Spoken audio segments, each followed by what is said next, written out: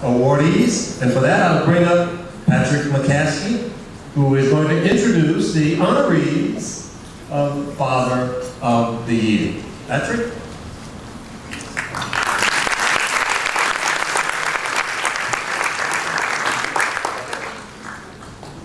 Thank you. After Super Bowl 20, Richard Dent and I were the last two people in the Bears locker room. We missed the team bus.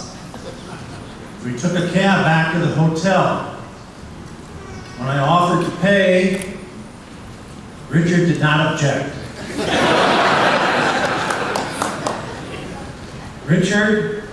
Richard, Hall of Famer.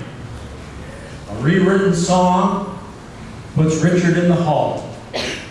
We say, Richard, Football Hall of Fame, congratulations, you deserve the honor. You were born in Atlanta, you're the guy from Murphy High, and in wakeful dreams we see Canton inducting you. We say, Richard, ooh, Richard, such peace we find. A rewritten song puts Richard in the hall. Every morning at Hallis Hall, you could see him arrive. He weighed 260 and stood 6'5". Kind of broad at the shoulder and narrow at the hip. Everybody knew you didn't give lip to Richard. Here's to Richard Dent, Super Bowl 20 MVP. Here's to Richard Dent. He fills our lives with lots of glee. We'll never forget the way you thrilled the nation with your Hall of Fame selection. Here's to Richard Dent, and let them know you're a Father of the Year. Let's give him a really big cheer. Here's to Richard Dent.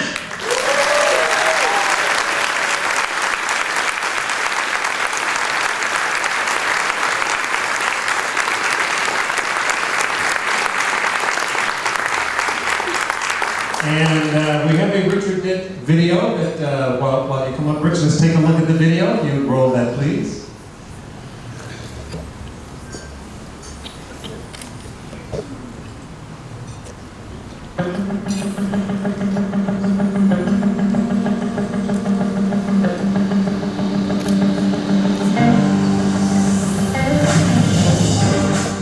Former Chicago Bears defensive end Richard Dent, the team's all-time sack leader and MVP of Super Bowl 20, was one of 7 former NFL greats and pioneers selected to the Pro Football Hall of Fame class of 2011. In 2 stints spanning 12 years with the Bears, Dent recorded a franchise record of 124.5 sacks. One of the most dominant defensive ends of his era and a cornerstone of Chicago's revolutionary defense. Dent moved on from the Bears to play a total of 15 years in the NFL, earning a Super Bowl ring with San Francisco in 1994 and concluded his overall career with 137.5 sacks. Hi, I'm Sarah. I'm the middle child out of the 3 siblings. Sadly, none of my siblings can be here today, but my older sister and my younger brother would probably say is congratulations, and Dad, you absolutely deserve it. For me, Dad, you're an amazing person, you're an amazing friend, and absolutely you are an amazing father. You've always been there for me in every event, at every show, at every volleyball game. You've always been there. I don't remember one game that you were not there cheering me on. My fondest memory of my father is probably when he made me play basketball. When I was little, I told him I wanted to play for basketball, but I wanted to play for all girls teams so I could meet new friends.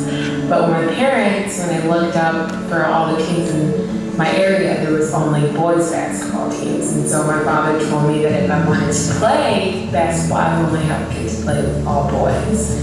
And so I was kind of nervous about that because the boys tend to be more aggressive and boys tend to be a little bit more pushy and mean, so I was really nervous, but my dad made me feel comfortable because he went to all my practices, he went to all my games, and I just remember my dad teaching me to be more aggressive with the guys and just be like a boy, just push them around if they push you around. And so that probably taught me how to be very determined and taught me to be very aggressive in my sports today, and even in life today, in school, and my future in college. As a young girl, I was really overweight, and when I used to go to school, I used to always come home and just cry, and always feel really sad. I really felt horrible about myself, and so when I would come home, I would just cry, but then I would always hear my dad come home. And I always used to run to him, and he used to just always make me laugh and smile, always make me feel beautiful. And I always knew I could just run to his arms, and he would always make me feel better and feel loved and happy. My sister and my brother and I are very blessed to have such an amazing father, because our father gave us the world in his hands. He gave us a world that we can travel, we can see things, we can meet amazing people. We have a life that people dream, pray, and yearn for, and my father gave that to us. And so I'm so thankful to have him as a father, and I don't ever think in my life I just sat down and told him thank you.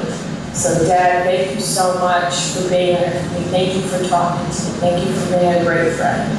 Thank you for just being there for me and loving me and helping me in life and helping me make better steps as a young adult. As a teenager, you know, we all make mistakes. And so I'm so blessed to have my father always be by my side and help me clean up my mistakes and help me make better decisions for myself. And I'm so thankful for him to always be there when I need him.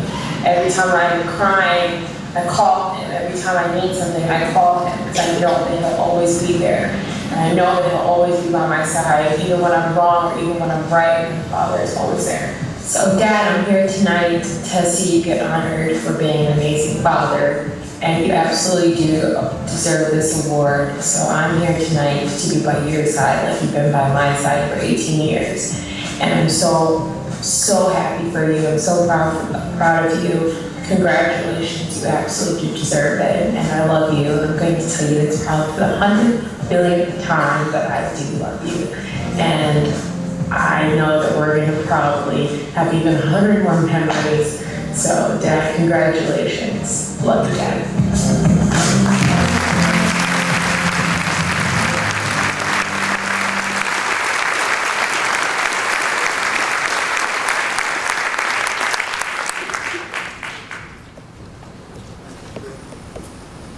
Whoa, thank you, Sarah. Thank you, Pat McCaskey, and congratulations to all the awardees today. It's a pleasure being here. You know, something about Sarah. Sarah's that one that I'm sure we all have that kid in our life that if she's not laughing and she's not playing, something's wrong with her. Right? So, but Sarah, I love you deeply. I appreciate everything. You know, she just graduated from high school, getting ready to go to Marquette, go to college, and I try to instill the Dent in my kids and in kids. You know, when I graduated, well, after I got the not the Hall of Fame, but the Super Bowl MVP, I had a chance to go back to my school, to Murphy High School, and there was a coach there who was like my father. You know, he passed last year, and it was very important to get a chance to say thanks to him when I went into the Georgia Hall of Fame. Obviously, I'm going to the NFL Hall of Fame now, so you know I won't get that pleasure, but I did get a chance to say thanks, and you know that's what it's all about. You know, being able to help someone, love someone, show someone, you know, what life is all about. We're here just a bleak moment. This earth, this planet, been here millions and millions of years. You know, my grandfather told me once that, look, son, you're gonna die one day, and you're gonna put on your grave the day that you came in and the day that you left. And in between that is a dash. And that dash is your memory. You know, your memory of the reflection of some of the pictures that I haven't seen in many years that my daughter put together. You know, but what I instill in my kids again is what Dent means. And, you know, it's all about dedication, education. You got to represent your neighbor, who you work for, where you come from. And I promise you're going to get knocked down one day. And you got to get up and try again. That's life. You know, that's your mission. We all are special at something. And I just try to, you know, help my kids and help other people's kids to find out what you're special at. We're all special at something. It's not about money. It's all about what you love.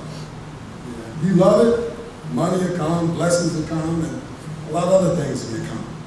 My father was a great figure in my life. My family got divorced after I got in college, but you know, my father taught me what hard work was all about. But I was a mama's boy. I had 7 brothers. Everybody else was daddy's boy. I was mama's boy. But you know, my dad taught me how to buff floors. He was so dedicated. Back in the 60s, you know, if you had 6 kids, everybody thought they had the next Jackson 5. That wasn't happening in my house, and it was something that I couldn't, you know, expect to do because I couldn't sing.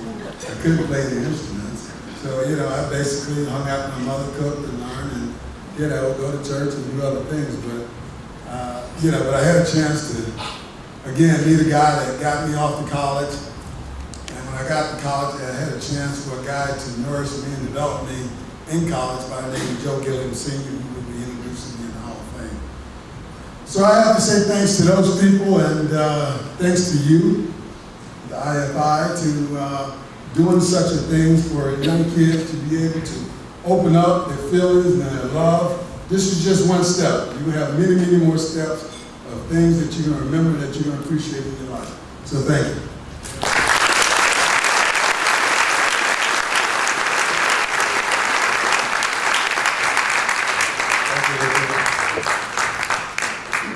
Joe Heard is in the audience. We've seen Joe. Would you please come up as a comeback guest? And he is going to introduce another honorary father of the